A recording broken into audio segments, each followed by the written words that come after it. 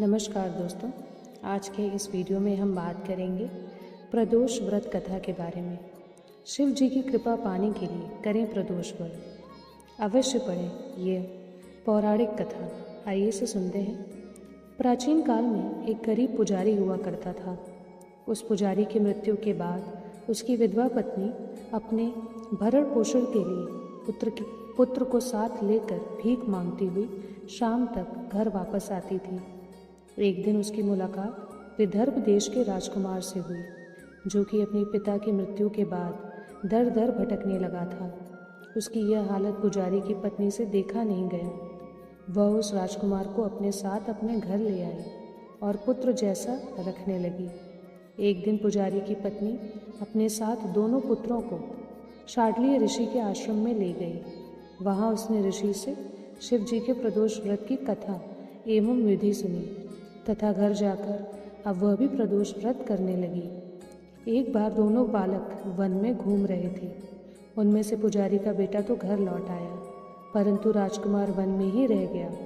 उस राजकुमार ने गंधर्व कन्याओं को घृणा करते हुए देखा तो उनसे बात करने लगा। उस कन्या का नाम अंशुमति था। उस दिन वह राजकुमार घर देरी से लौटा।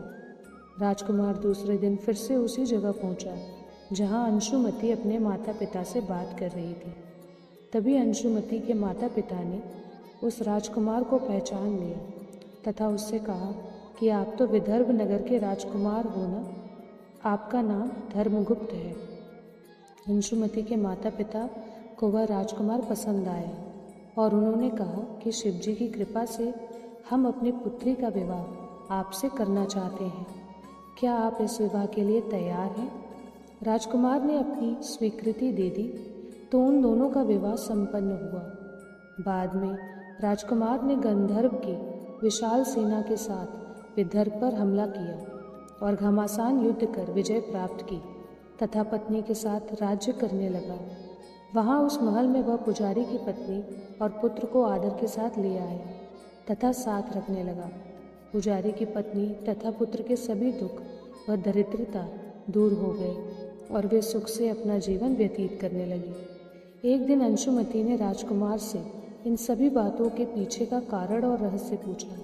तब राजकुमार ने अंशुमति को अपने जीवन की पूरी बात बताई और साथ ही प्रदोष व्रत का महत्व और व्रत से प्राप्त फल से भी अवगत कराया। उस दिन से प्रदोष व्रत की प्रतिष्ठा व महत्व बढ़ गया तथा मान्यता अनुसार लोग यह व्रत करने लगे। कई जगहों पर अपनी श्रद्धा के अनुसार स्त्री पुरुष दोनों ही यह व्रत करते हैं। इस व्रत को करने से मनुष्य के सभी कष्ट और पाप नष्ट होते हैं एवं मनुष्य को अभीष्ट की प्राप्ति होती है। इसी के साथ दोस्तों, अगर आपको वीडियो पसंद आए तो वीडियो को लाइक, शेयर, सब्सक्राइब ज़रूर करें। मिलते हैं अगले वीडियो में। धन्यवाद।